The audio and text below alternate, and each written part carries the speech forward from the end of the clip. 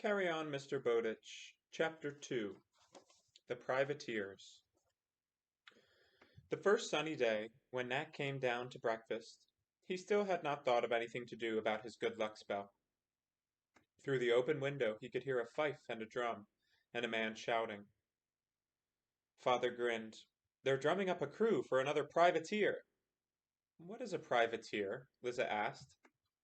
"Just any kind of ship," Father told her. "It can be a sloop, a schooner, a square rigger. A privateer doesn't carry cargo, it carries guns.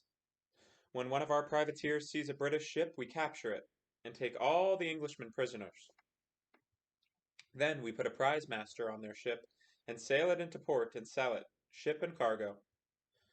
Granny said, "Pirates! That's what they are." Father smiled. "I guess a privateer would be a pirate, in peacetime, but this is war. We only capture English ships. Or get captured ourselves," Granny sniffed. Father chuckled and got up from the table. "I think I'll walk up to the wharves and see how they're getting along." Granny looked at him over her glasses. "Stay out of the taverns, or you'll wake up on a privateer yourself." Father laid his hand on Granny's shoulder. "Don't worry, Mother, I've turned over a new leaf." Granny sighed. "I hope so. But take Nat with you. Then you'll be sure to come back." "Come along, son." They walked up Derby Street toward the wharves. The fife and drum got louder. With one hand, Nat held on to Father's hand. With the other, he clutched the shilling in his pocket. "Father, if you had more money than you ever had before in all your life, what would you do?" "I'd invest in a privateer. I'd buy an expectation from a sailor." "How do you buy an expectation?" "An expectation is the money a sailor expects to make on the voyage of a privateer. You see, when we capture a British ship, we sell it. The owner of the privateer gets part of the money. The rest of it goes to the captain and crew. If you want to buy an expectation, you talk to a sailor about it. He'll take your money. Then he'll give you a slip of paper that says you'll get a part of what he makes on the voyage." "And will that be more money than you gave him?" "Lots more."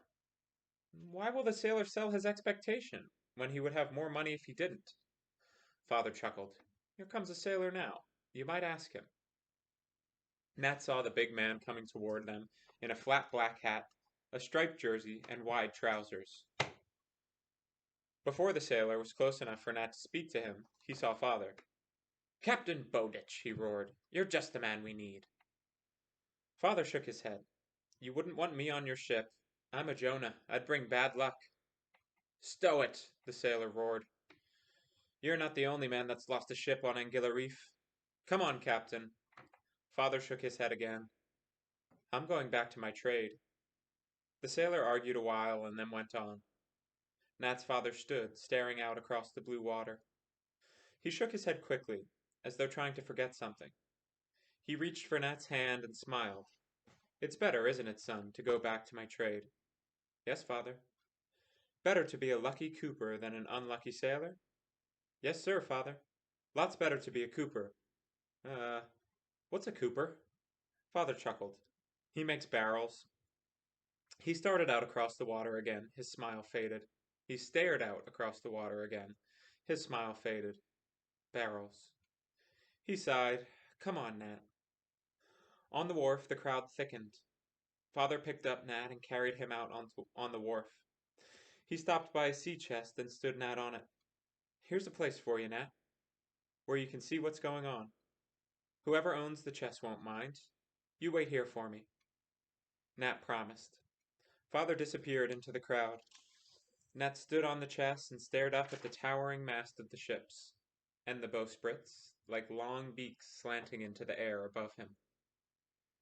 Men crowded the deck of the nearest ship, mounting guns. "A privateer!" Nat clutched his shilling and smiled. A huge man with gray hair and a tobacco-stained grin stopped by the chest where Nat was standing. "Well, look what I've catched me," he roared. "You shipping with me, mate?" Nat gulped, clutched his shilling, and tried to remember what to say. "I'm buying expectations." The big man blinked. He rested his foot on the chest and leaned his hairy arm on his knee. Expectations, eh? Now just what do you know about privateers? I come from a long line of sea captains, Nat told him, and I have a lot of money. I'm buying expectations. The big man rubbed his whiskery jaw. A lot of money, eh?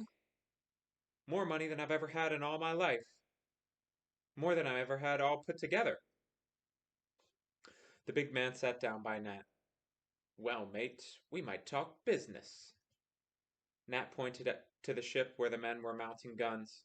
Are you sailing on that privateer? Not that one, mate. I'm sailing on the Pilgrim, out of Beverly. He motioned with his thumb.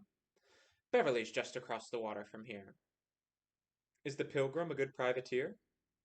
Best privateer that ever raked a Britisher with a broadside. You want to buy expectations from me? Nat's heart pounded so hard he could not talk, but he nodded. The big man took off his flat black hat and fished a paper from the crown. Just got one left. For 10% of my expectations. What do you give me for it? All my money.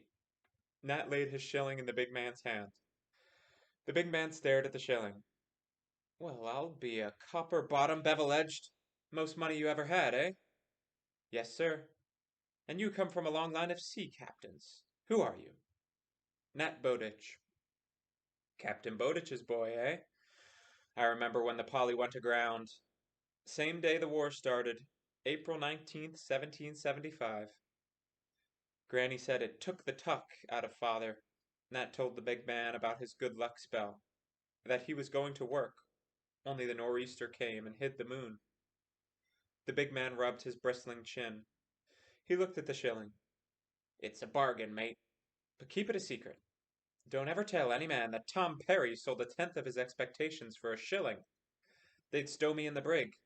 What's worse, they'd put me on the binnacle list. Nat didn't know what he was talking about, but he promised. I'll tell no man.